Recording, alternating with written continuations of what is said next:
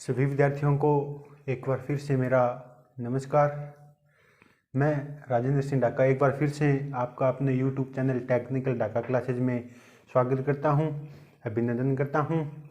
तो पीछे आपने पढ़ा होगा, मैंने पिछला जो टॉपिक करवाया था वो था 4 पॉइंट स्टार्टर का, लेकिन अब दोबारा से बेसिक से स्टार्ट करते हैं।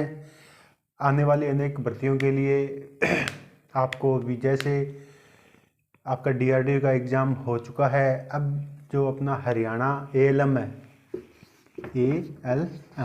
हरियाणा ALM की वैकेंसी बहुत ही जल्द जारी होने वाली है, विज्ञप्ति जारी होने वाली है। तो हमें रुकना नहीं है, थकना नहीं है, ऐसे ही तैयारी करते रहना है। ये नहीं है अभी चलो DRDO का पेपर हो गया अब नहीं पढ़ेंगे, कुछ दिन रेस्ट करेंगे, क्योंकि रेस्ट के लिए अपने पास टाइम नहीं है। हमें सिर्फ पढ़ना है, जब तक पढ़ना है तब तक अपन क्या है किसी भी वैकेंसी में या गवर्नमेंट जॉब में नहीं लग जाते। तो आज का जो अपना टॉपिक है वो वैसे तो बेसिक सा टॉपिक है, लेकिन कई बार या काफ़ी बार क्या है प्रश्न पूछ लिया जाता है।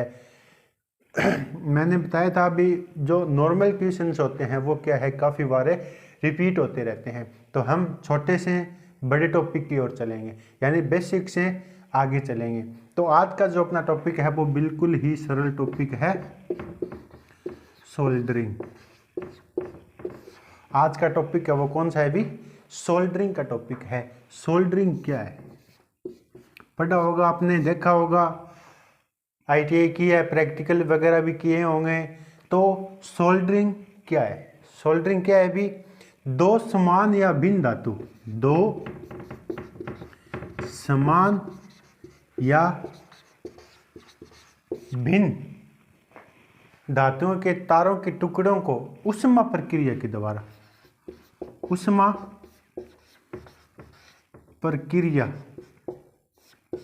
के द्वारा तीसरी धातु की सहायता से जोड़ने की क्रिया। धातु द्वारा तीसरी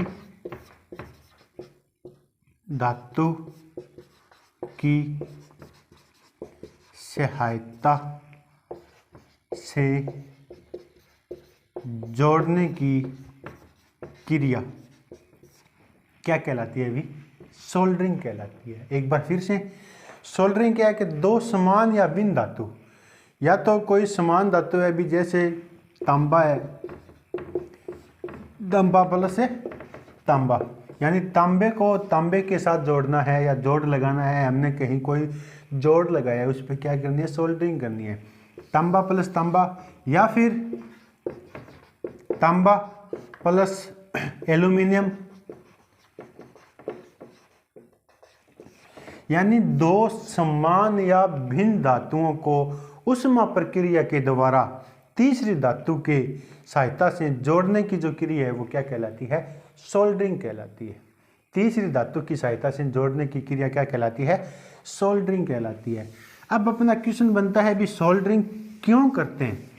भी सोल्डर तो आपने पढ़ लिया, भी सोल्डरिंग क्या काम आती है?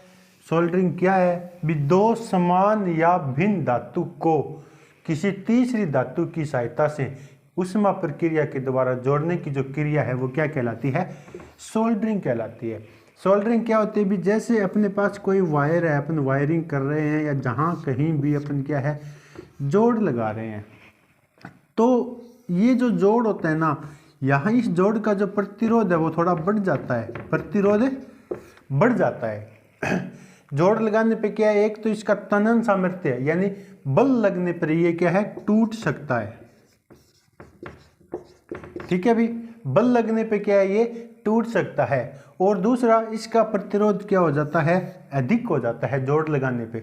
क्योंकि आपने पढ़ा होगा भी कि अगर अपने पास कोई वायर है, उस वायर को अगर अपन 90 डिग्री के कोण पे अचानक से मोड़ देंगे तो ये जो कॉर्नर बनता है, इस कॉर्नर का भी प्रतिरोध क्या है? बढ़ जाता है। इसलिए अपन क्या करते हैं, अभी वायर को इस प्रकार से मोड़ते हैं ना, तो जहां पर भी चालक को अगर कहीं पे भी तिकोना आ गया या इस प्रकार से कोई कोण आ गया ना, तो वहां पे उस चालक का प्रतिरोध बढ़ जाता है। जोड़ लगाने पे क्या है, यहाँ पे जो जोड़ होता है वहां का जो प्रतिरोध है वो बढ़ जाता है।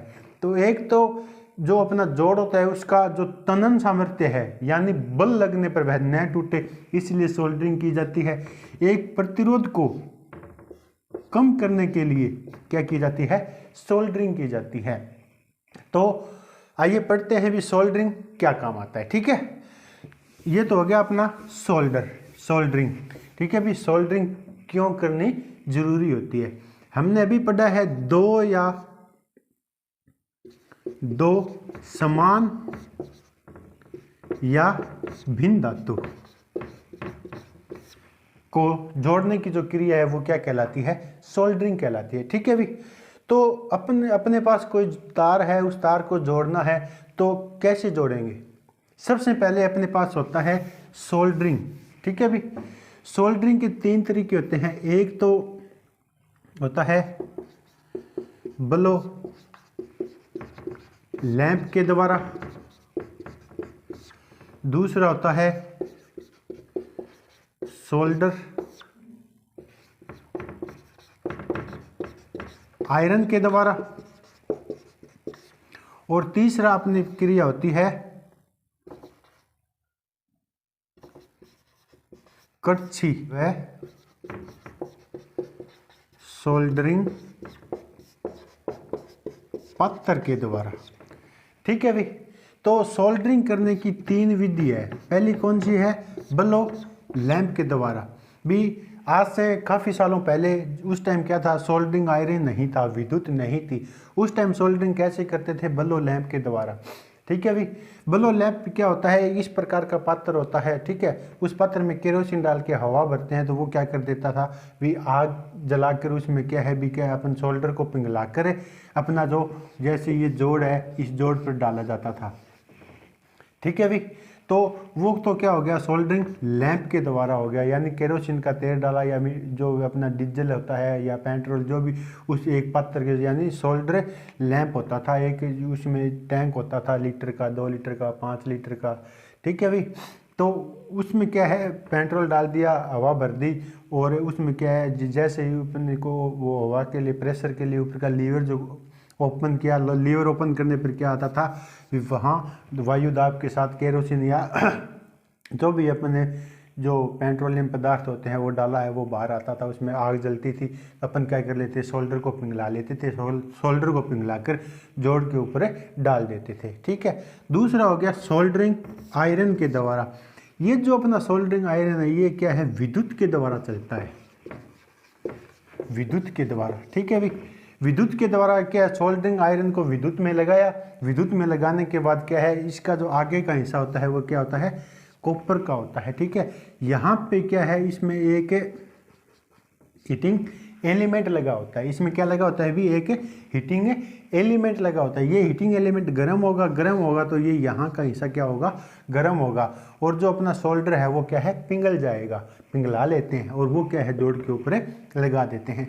तीसरा, जो अपनी हाई रेप्चरिंग जो लाइन होती है, जहाँ पे क्या है, टावर की जो खंभे होते हैं वहाँ पे क्या है, ना तो ये चलता है ना ये विधि चलती है। वहाँ पे क्या है, कड़छी व सोल्डरिंग पात्र चलता है। इसमें क्या होता है, नीचे अपन कहीं आग जलाकर, कोई अपने पास एक पात्र होता है, उस पात्र में सोल्डर को गर्म करके ऊपर ले जाके, जहाँ टावर के जहाँ जोड़ लगाया है या ऊंचाई पे जोड़ लगाया है वहाँ पे कड़छी के द्वारा जोड़ के ऊपर अपन सोल्डर डालते हैं, तो अपना क्या है, वो जो अपना जोड़ होता है वो मजबूत हो जाता है।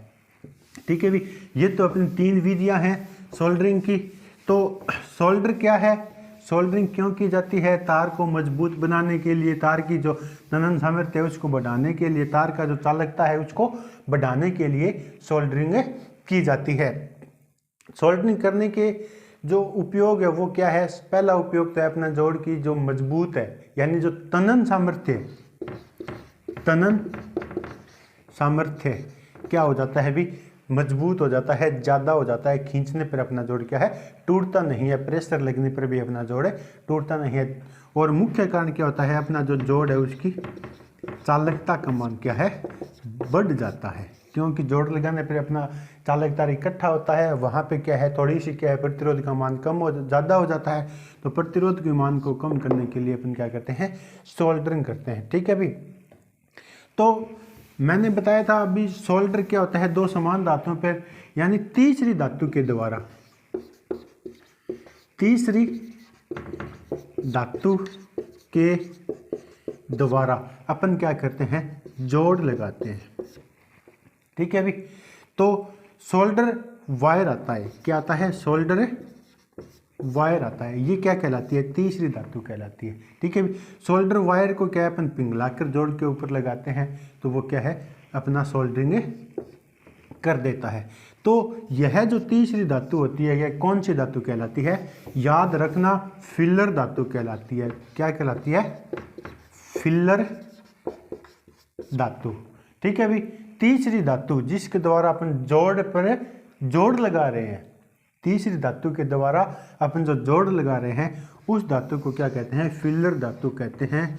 90% सोल्डरिंग में से यही क्वेश्चन पूछा जाता है भी, जो तीसरी धातु होती है उसको क्या बोला जाता है। और इसमें सबसे मुख्य बात ये होती है, ये जो तीसरी धातु होती है इसका गलनांक बिंदु, गलनांक बिंदु जोड़ लगाने वाले धातु के ऊपर क्या, धातु से क्या होता है, हमेशा ही कम होता है।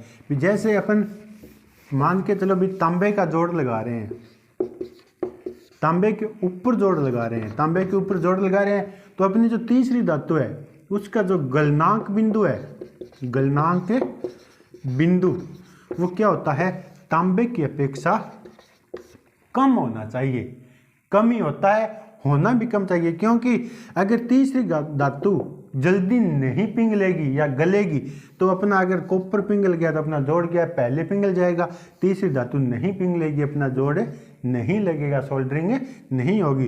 तो हमेशा जो तीसरी धातु होती है उसका गलनांक बिंदु जोड़ लगाने वाली धातु से हमेशा क्या होना चाहिए, कम होना चाहिए। ठीक है अभी, तो सोल्डर किसका बना होता है, टिन प्लस शीशा, किसका बना होता है भी, टिन प्लस शीशे का बना होता है। यानी इसका अनुपात तो होता है 67 अनुपात 33 होता है। याद रखना जो अपना सोल्डर होता है वो किस किस धातु का बना होता है, टिन प्लस शीशे का बना होता है। और इसका गलनांक बिंदु क्या होता है, 67 प्लस 33% होता है। यानी 67% टिन और 33% क्या होता है, शीशा होता है। टिन जितना ज़्यादा अधिक होगा सोल्डर उतना ही ज़्यादा इसका जो गलनांक बिंदु है उतना ही कम होगा, शीशा जितना ज़्यादा होगा गलनांक बिंदु उतना ही क्या होगा, ज़्यादा होगा। ठीक है अभी, और प्रश्न जो अपने पूछे जाते हैं उसमें लगभग 60% प्लस 60 प्लस 40% क्या आता है भी, क्वेश्चन के अंदर आता है। तो अपना टिन कितना होगा 60%, शीशा कितना होगा 40%। ठीक है भी, नेक्स्ट वीडियो में अपन पढ़ेंगे सोल्डर कितने प्रकार के होते हैं, सोल्डर कितने प्रकार के होते हैं, सोल्डर कितने प्रकार के होते हैं। ठीक है भी, आज के लिए सिर्फ इतना ही।